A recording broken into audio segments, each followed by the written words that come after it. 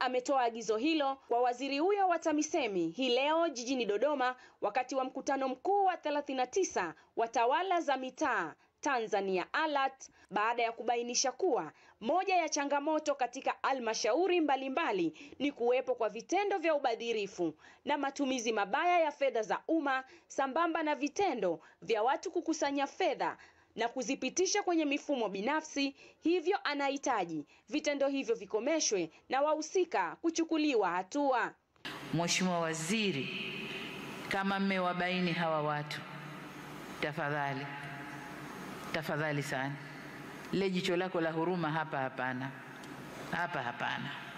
Lakini wengine kama alivyosema wamethubutu kuja na risiti, lugha siku hizi risiti feki, lakini ni risiti za udanganyifu, sio risiti halisi. Huko wanakusanya mapato lakini kwa risiti zisizo halisi. Hao kama mwagundua, waziri, hapa sina mswalie mtume, ukishindwa kuwachukulia hatua hawa, takuja kukuita nikuuliza umefanya nini. Hukufanya kitu, mimi nafanya kwa wao na wewe, wao ambao umewasamehe na wewe uliyesamehe. Ndoto yetu ni Tanzania yenye halmashauri zinazojitegemea kifedha, zinazowajibika kwa wananchi na zinazoboresha maisha ya kila mmoja. Kama alivyosema Adam Smith, uchumi wa nchi hujengwa na uthabiti wa mifumo ya usimamizi. Kwa kuimarisha ukusanyaji wa mapato ndani, halmashauri sasa zinaweza kutekeleza miradi kwa kasi na kwa uwazi zaidi. Mheshimiwa Rais, kupitia maono yako tumeshuhudia ongezeko la rasilimali kwa halmashauri.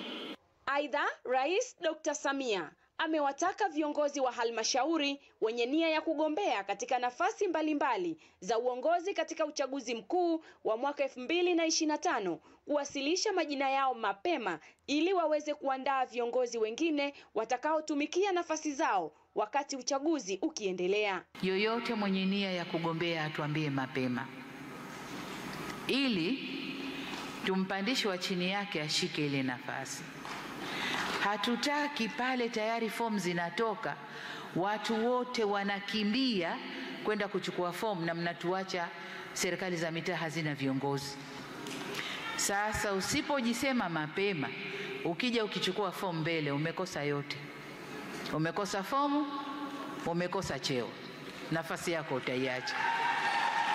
Halmashauri ya Kwimba ni moja ya halmashauri zilizopongezwa na Rais Dr. Samia kutokana na matumizi sahihi ya mfumo wa manunuzi ya umma NeST, mfumo ambao unalenga kusimamia manunuzi ya umma, kuondoa malalamiko ya upatikanaji wa tenda na kuleta uwazi serikalini.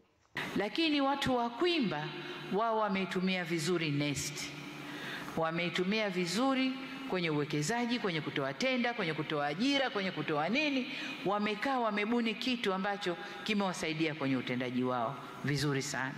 Lakini vile vile ni utayari wa kutumia mfumo. Kama unafahamu kwamba sheria mpya kiingia sehemu yoyote inahitaji utayari wa wale walengwa ili waweze kutumia mfumo. Kwa hiyo mpaka sasa hivi tumefanikiwa katika lower level nikizungumzia ni kwenye zahanati, shule za msingi na huduma zote. Kwa hiyo katika halmashauri yetu ya Kwimba manunuzi yote lazima yapite kwenye mfumo wa NeST.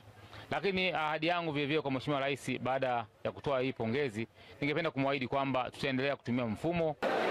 Rais wa Tanzania ameelezea namna ambavyo ametekeleza yale aliyoyaahidi katika mkutano wa ALAT wa mwaka 2021, akibainisha maendeleo hayo katika sekta ya afya, elimu, upatikanaji wa maji, lakini barabara na swala zima la upatikanaji wa umeme vijijini. Nikiripoti kutoka jijini Dodoma, Lois Joseph wa EATV. Asante Lois Joseph kwa taarifa hiyo kutoka Dodoma. Umesikia wito kwa watumishi wa umma, kama unataka kugombea nafasi, peleka jina mapema kabisa ili watu wajue kwamba